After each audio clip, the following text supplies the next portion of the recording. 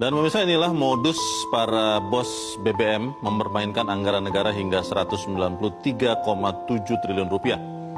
Menurut pernyataan dari Kejaksaan Agung menjelang dini hari 24 Februari yang lalu, para tersangka korupsi membuat kesepakatan yang membuat produksi BBM di kilang Pertamina berkurang atau turun tidak sesuai dengan target pemerintah. Caranya, bos kilang minyak Pertamina menolak minyak mentah produksi sesama anak perusahaan. Alasan penolakan adalah karena minyak mentah yang diproduksi mahal dan tidak memenuhi standar. Dampaknya jelas, pasokan BBM di dalam negeri pun berkurang.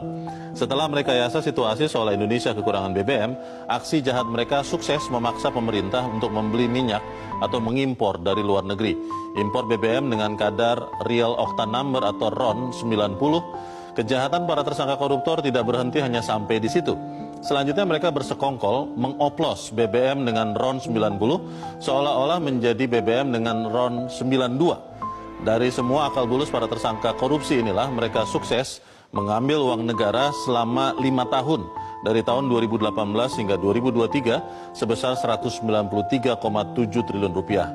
Menurut Kejaksaan Agung, ini angka sementara, bisa semakin bertambah. Menurut Kejaksaan Agung, korupsi berjamaah uang negara sebesar 193,7 triliun rupiah ini berasal dari yang pertama adalah kerugian ekspor minyak mentah dalam negeri, yang kedua kerugian impor minyak mentah lewat broker, yang ketiga kerugian impor bahan bakar minyak melalui broker, yang keempat adalah kerugian dari pemberian kompensasi serta subsidi.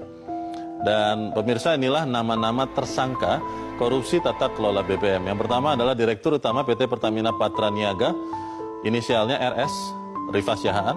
Yang kedua adalah CEO PT Pertamina International Shipping, YF atau Yoki Fernandi.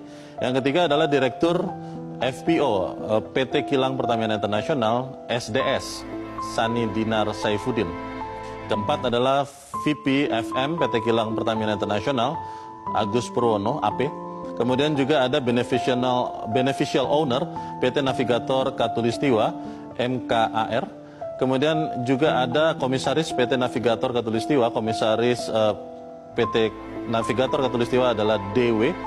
Dan kemudian juga ada Gading Ramadan Jode, komisaris PT Jenggala Maritim, PT Orbit Terminal Merak. Untuk tahu sebesar apa sebetulnya uang 193 triliun rupiah itu yang dimaling oleh 7 orang tersangka ini, kita melihat bahwa uang itu selain bisa untuk menambah kesejahteraan rakyat, juga bisa untuk membangun 35 gedung Petronas. Anda pasti tahu, ini adalah ciri khas dari Malaysia yang di tahun 1992 adalah gedung tertinggi dunia yang saat itu dibangun